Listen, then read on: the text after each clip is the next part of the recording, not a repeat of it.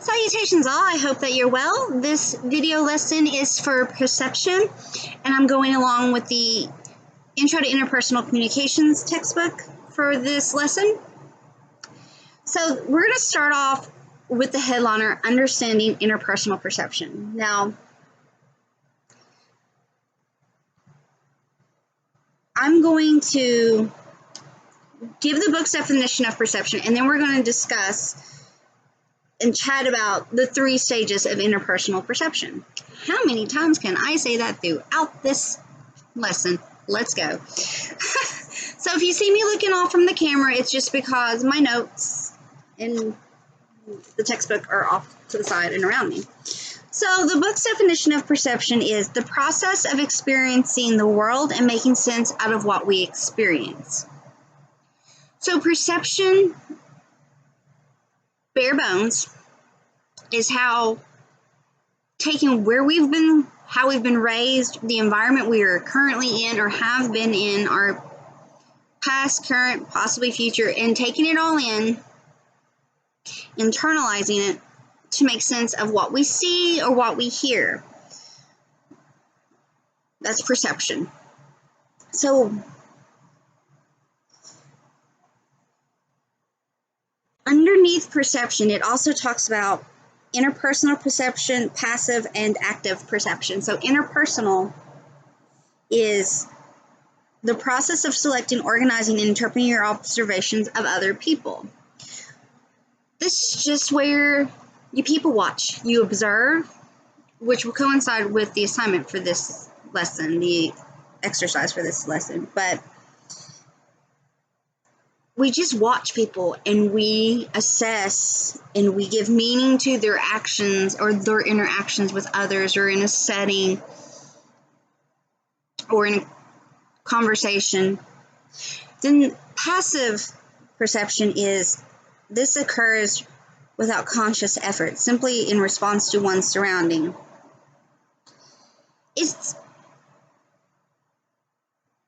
We're not making the conscious effort to interpret, to perceive. No one teaches us to be passive. It's just something we do spontaneously. And it's like I said, it's not an active. We see things, we hear things, and it's just kind of like we have a perception happens. Then lastly in that is the active perception. So if we had passive and you wasn't consciously doing it, what do you think active is? It's probably consciously doing it. This is where you seek out specific information through intentional observations and questioning. So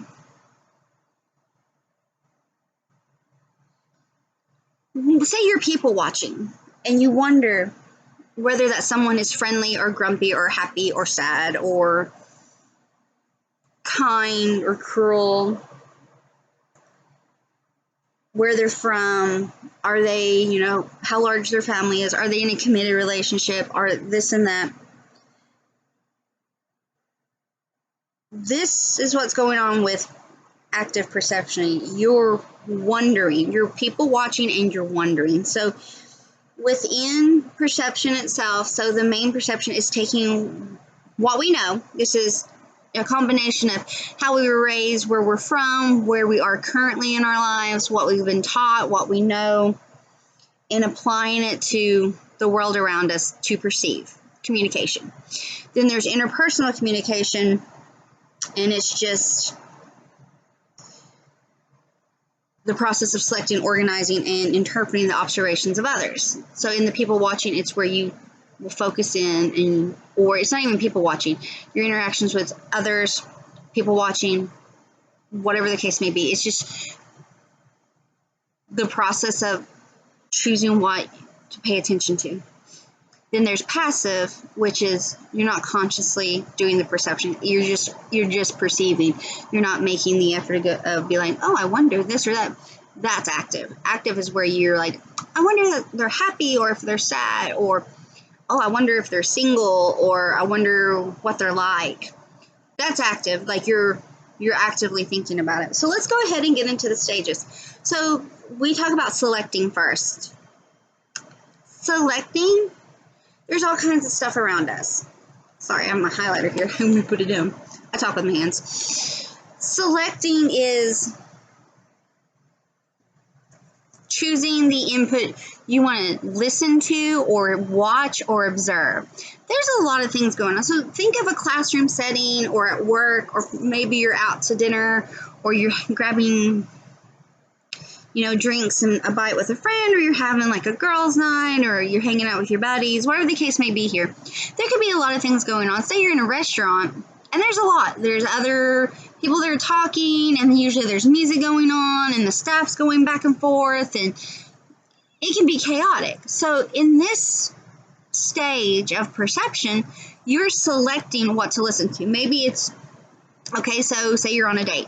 Perhaps it's listening to your date, listening to what they have to say, what they do, or watching what they like to go out and people watch. I used to love to people watch. When I was in college, I would go to restaurants and bars, and I found it entertaining. I know it's probably terrible of me to say, but I just found it entertaining just to watch people and their interactions with each other, their interactions with the people around them, that not necessarily with them. It's fascinating. And the same as on campus. So you could be in the library or the cafeteria, or you're outside if it's nice weather, of course, and just watch people walk by and see their interactions. So selecting is what you are intentionally choosing to focus on. The verbal, the nonverbal, all that falls under perception. So that's selecting in our 3 stages that we discussed. The next is, well, we're not going to do the next yet because the book has some more terminology that falls under selecting.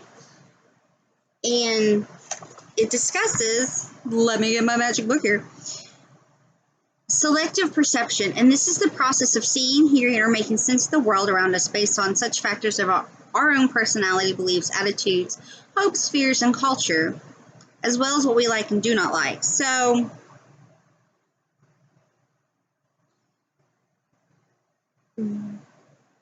we in this selective perception, we choose what we listen to and what we hear. We choose what we hear, we choose what we see. Now, that's not to say sometimes we don't get distracted, because I know I get distracted easily. But it's the power of observation. The next is selective attention, and selective attention is process of focusing on specific stimuli, looking on to some things in the environment and ignoring others. We're more likely to pay attention to things that we enjoy or that aligns with our needs and wants than we are to just stare off and pick something random. That's what they're saying selective attention is. Then there's selective exposure. Selective exposure is the tendency to put ourselves into situations that reinforce our attitudes, beliefs, or behaviors. So this is just saying you're going to put yourself somewhere where you want to be. That makes sense. If you are a specific denomination in a church, you're probably attending that particular church. If you are a Democrat, you probably attend, a Democratic meeting or a party, whereas a Republican would go to a Republican party or rally. That's just what they're saying there with selective exposure. You're choosing to go places that align with what you like, or what you believe. If you have a group of friends, say you play role-playing games, that's where you are. You're selectively putting yourself in a situation to hang out with them and play RPGs or video games. That's all they're saying here with selective exposure. Then there's selective recall, and selective recall is the process that occurs when we remember things we want to remember and forget to repress things that are unpleasant, uncomfortable, or unimportant to us.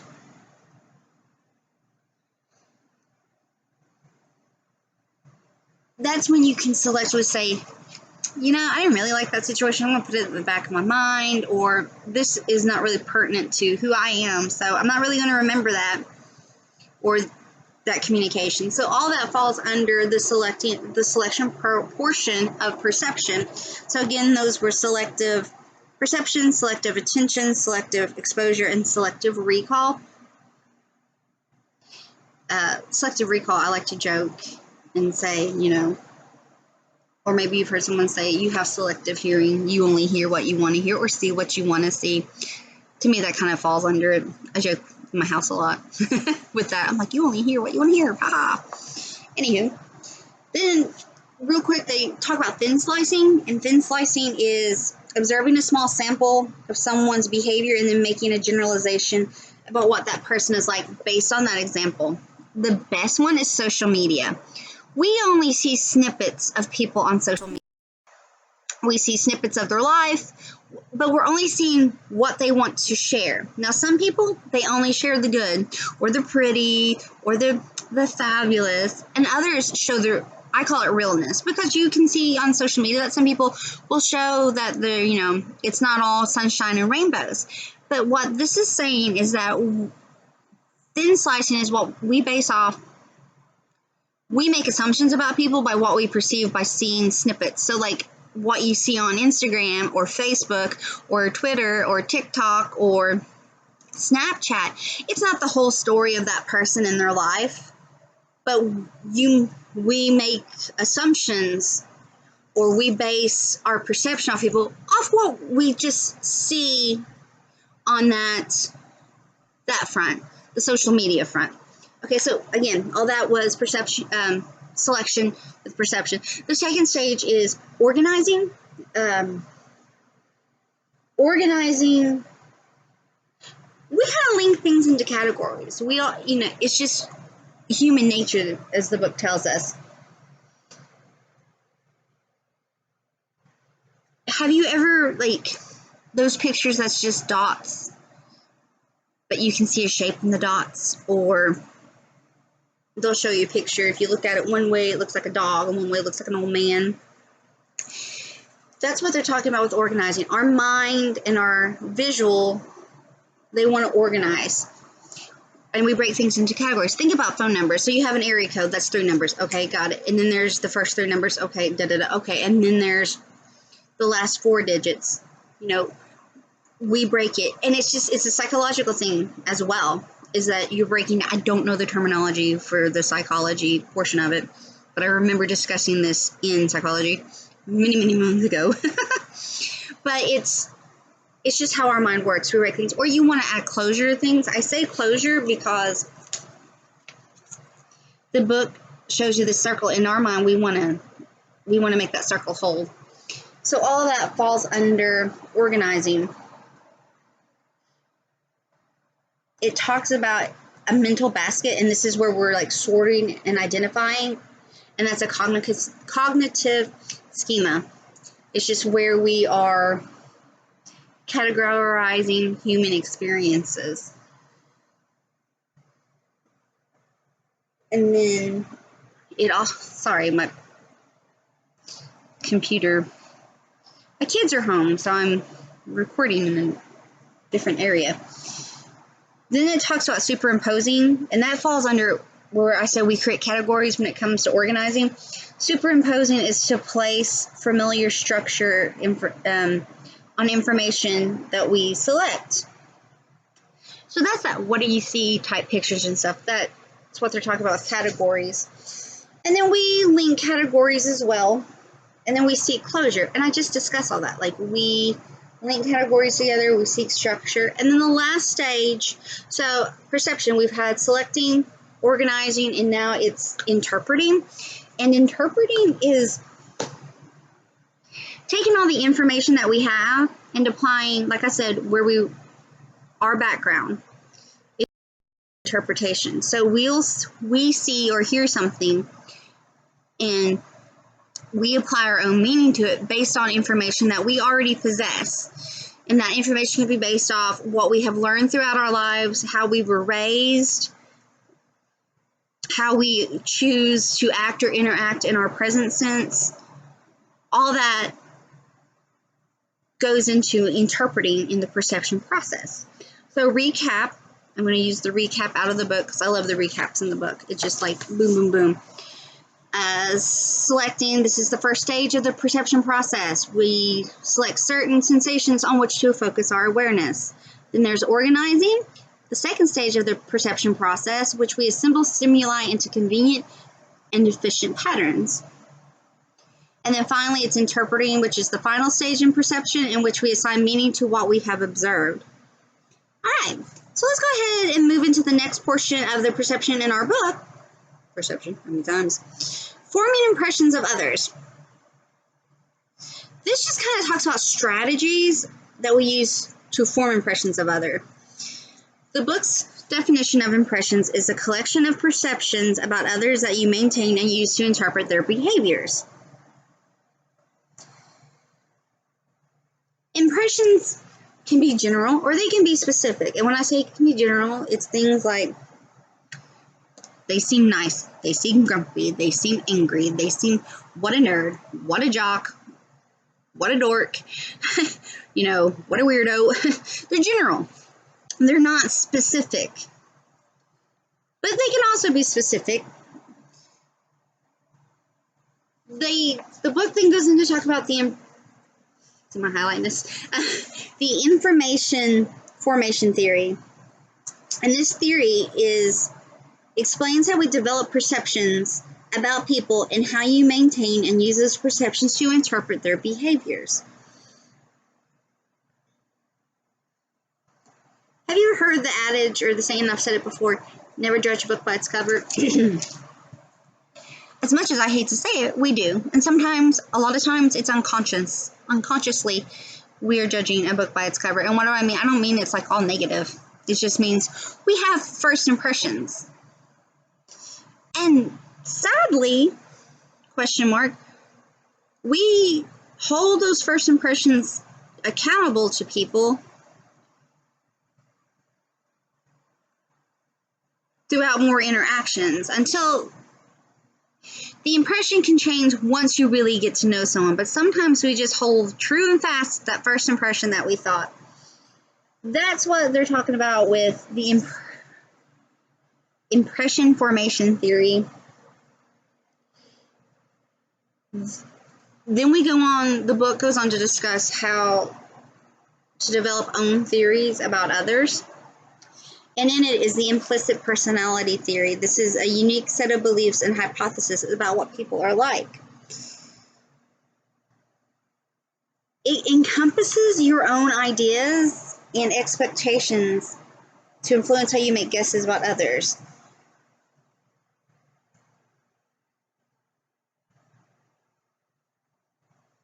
It's indirect. It's implicit. Like indirect as in you're not specifically asking someone, hey, are you this? Are you that? Do you like this? Is this your world? Blah, blah, blah, blah, blah. It's like you're taking those first impressions and you're just kind of applying it to that person.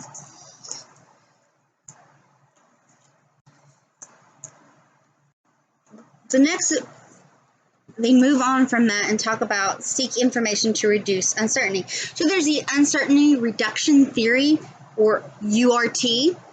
And the URT is a theory that explains our information-seeking behavior to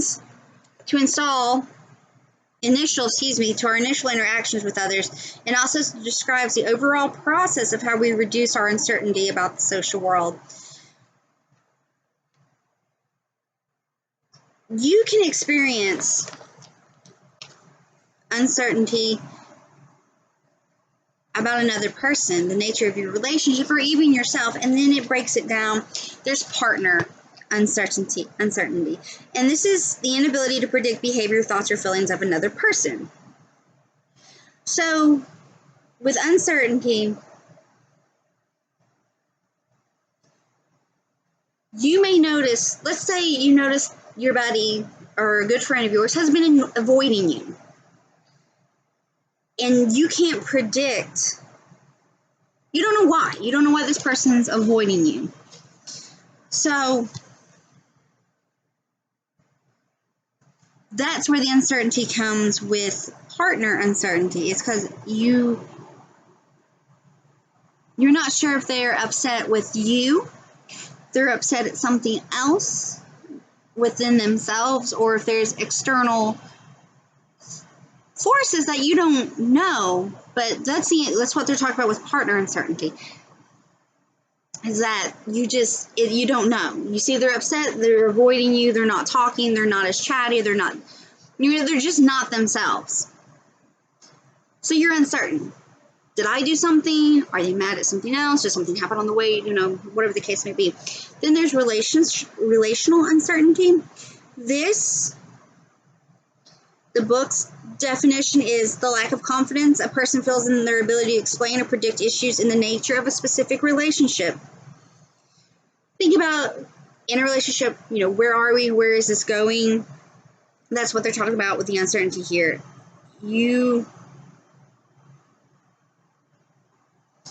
Is this, think in romantic sense is the best way I can describe it. You've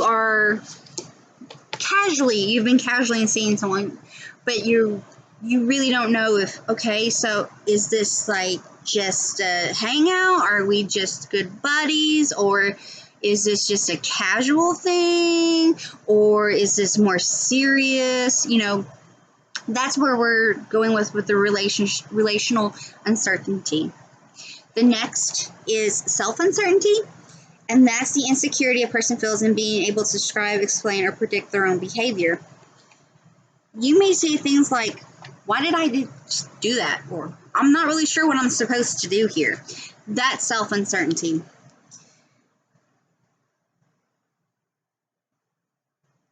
If the book says if we can reduce uncertainty about other people, then we can more accurately predict their reactions and behaviors, more appropriately adapt our behaviors and strategy, and fulfill our own social needs. So the originator of the uncertainty reduction theory, James Broderick and Charles Berger, have identified 3 ways that we can collect information and reduce uncertainty. So there's passive strategies, and this is where involving others without interacting with them. Noticing a reaction in a classroom, noticing your friend. This is just without us going to them, we're observing behavior. Then there's active strategies, and this involves efforts to collect information without interacting with a person, such as Google or talking to mutual friends, without specifically going up to the person that you are uncertain about. You go other means. You go to social media, you talk to mutual friends, maybe family members, whatever the case may be. And then there's interactive strategies. And with these, this is the most common. This is where you go up, you ask the questions, hey, what's up? You looked really bummed today. Like, what's going on? This is where you specifically go up and figure out. You ask the person that that you are experiencing the uncertainty about the questions. Or, hey, so I think we need to have a conversation about us. Or is this just a casual thing that's going on? Or is this more, where are we going? Those fun talks. Then that's all under how we reduce uncertainty. The book then talks about we form impressions of others online, the social media effect. And I kind of hit base on this earlier. Our online world affects our offline world because of how perception works. People can, you only see one side or one snippet on social media. You don't know the whole story. You don't know everything. And people, there are keyboard warriors out there that they will say or type stuff that they would never say in person. So all that can affect your offline world. So always be mindful of that, especially in the world we're in now, where it's so electronic media based and social media based, is that our online world can affect our offline world.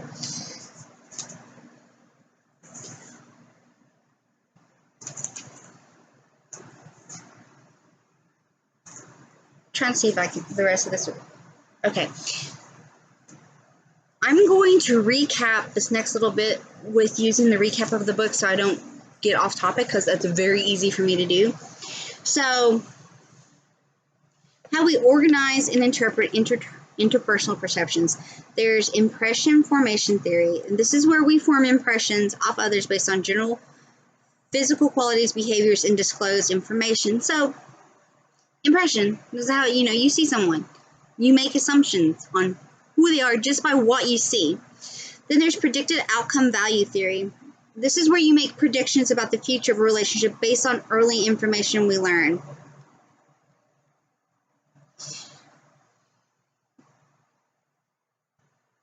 Think of it in a relationship. You meet someone, and early on, you're like, wow, they're just really unorganized, chaotic, totally opposite of me. I don't think a relationship would work for us. So you're making a future prediction based off an impression that you had when you first met this person. That's predicted outcome value theory.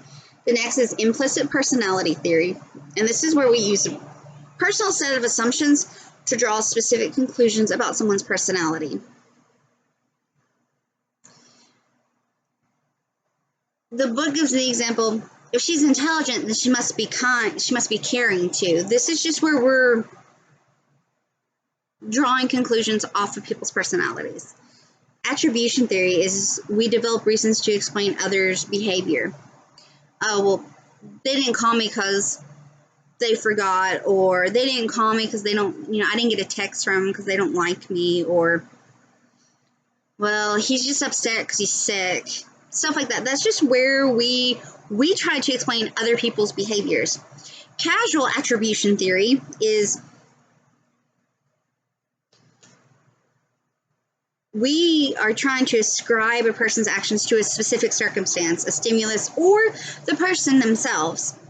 Well, they didn't go to class today because it was just a makeup day, or they didn't go to class today because their alarm didn't go off, or they didn't go to class today because they were stuck in traffic. This is just where we're trying to perceive why based off a circumstance or the person themselves, or they didn't do that because they're bored, blah, blah, blah. Then there's standpoint theory. So this is where we interpret the behavior of others through the lens of our own social position, power, or cultural background.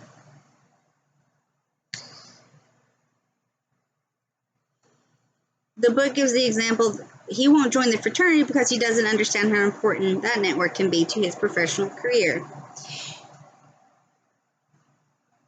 Taking case point that there are sororities and fraternities, and then there's honors fraternities as well, and you could be, perhaps your family, your legacy. And when I say a legacy, your mom or your dad could have been, and their mom or dad or sister or brother or whomever, all could have been in the same Greek organization. So you've been taught, or I don't want to say raised, but you join this and it helps your social network when it comes to a future career standpoint.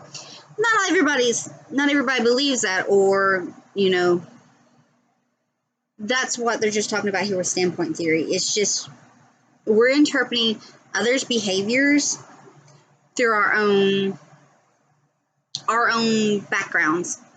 And that background could be your culture background, what you believe, what you like, what you know. It's just you're trying to interpret someone else based off of who you are, or in what you know or have learned or believe. That's what standpoint is. That was a really long, exasperated explanation of standpoint. I'm sorry for that. The last one, when these perceptions, these organizations, is the intercultural communication theory, and this is our cultural backgrounds and experiences influence how we view the world, and that's very true. How we are raised, where we are from, the family we grew up with, the system we grew up with, our interactions with others, what we have been taught, what we believe, what we agree with, what we like and don't like, all influences how we view the world. So how I view the world is not the same as you, nor will it be the same as any of your classmates or anyone in your family or your friends group, because we are all individuals. And that's what they're also talking about culturally. Then it kind of talks about barriers in perception. Oh, the barriers. Just like communication, there's always barriers to discuss. So some of the barriers that it hits on is stereotyping, and this is where we allow pre-existing expectations in others to influence our perceptions. It happens with, oh gosh, they're such a jock. Oh gosh, they're such a ditz. Oh gosh, they're a nerd, or they're a strange cat. Whatever the case may be. We're just taking what we have seen in our everyday life, or films, or taken away from this or that, and it influences our perception of others. That's what stereotyping falls into. Then there's ignoring information. We don't focus on important information because we give too much weight to obvious and superficial information. So you may see someone on a bad day, and instead of realizing that they're having a bad day, you just make that assumption about them.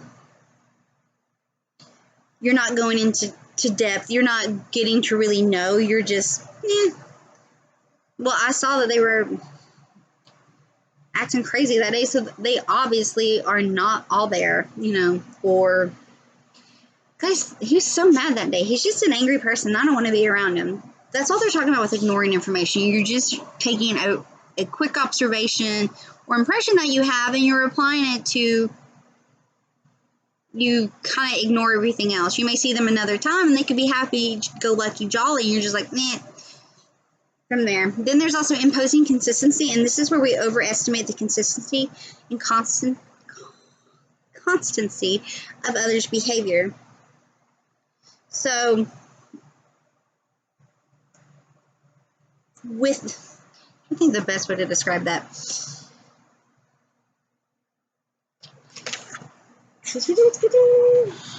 Constancy. Oh, okay, here we go. Everyone's behavior varies from day to day, so we tend to ignore the fluctuation. If we see someone is happy all the time, then to us they're happy all the time. They have a bad day, then they don't, or vice versa, whatever the case may be here. Then there's focusing on the negative. We give more weight to negative information than to positive information. So if someone's like, oh yeah, they're okay, but I wouldn't trust them to give you a ride because they're always late. You're going to be like, oh, I can never catch a ride with them to work or to school or hang out with them. I'll always be late no matter what we do. That's what we're talking about with focusing on the negative. And then there's also blaming others by assuming they have control. We're more likely to believe that others are to blame when things go wrong than to assume the cause of the problem was beyond their control. Oh, well, they're late to school because they just didn't want to go. You don't know the factors. They could have had a sick family member, the alarm could have went off, they could have missed a bus, or their car broke down, or got stuck in traffic, or, there's a multitude of reasons why someone could have been late to work or to school, but you're just like, nope, they're just being lazy, they're not doing the. And then lastly, it talks about avoiding responsibility. We save face by believing that other people, not ourselves, are the cause of problems. When things go right, it's because of our own skills and abilities rather than any other help we may receive from others. So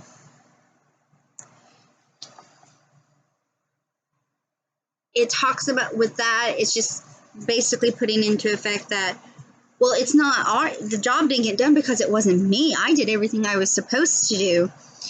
Instead of saying, oh, well, there's a miscommunication here between me and da-da-da-da-da.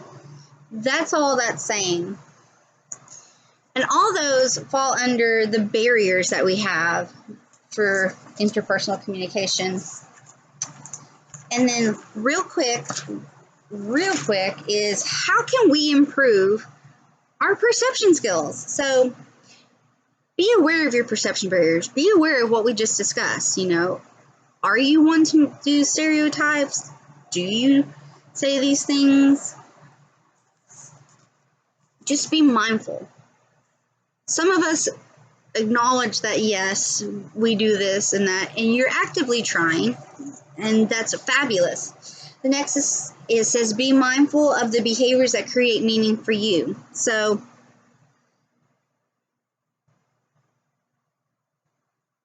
this is basically just telling and saying to make an effort on how we put ourselves out there. A lot of times we go into just automatic pilot mode, and this is just saying to be aware of how we are presenting ourselves to the world. And sometimes you can't, you know, you may be elated or angry, whatever the case may be, and it's hard, but that's what the book says. Then it talks about linked details with the big picture. It's, you know, you get bits of small pieces of information. It's able to take that information and put it into a whole. Then become aware of others' perceptions of you. You know, some people may have, I went many years with people having perceptions that I was flighty just because I have a bubbly personality without getting to know me. And once they got to know me, they realized that that perception was inaccurate. I'm very determined and I'm very motivated. I'm just ridiculously perky at times. Probably more so than I should be. And then it talks about checking perceptions itself. So there's indirect perception checking. Indirect perception checking, this is where you go through mutual friends and you try to, based off of information, or you go to social media, or you go, you know, you go the route indirectly. Whereas direct perception checking is you go to the source. Hey, yo, what's make you smile today? Or why are you, what's wrong? You seem so upset. Do you need to talk? Do you need someone to listen to you? Do you just need someone to sit with you? Or, hey, you seem kind of off today. What's up? Can I help with something? Do you need a little help? And then lastly, the book talks upon becoming other-oriented. And that's just it's becoming aware of others around you and not being in your own little bubble. So, ladies and gentlemen, that's all with perception and all of its glory. If you have any questions, please get back to me. Thanks.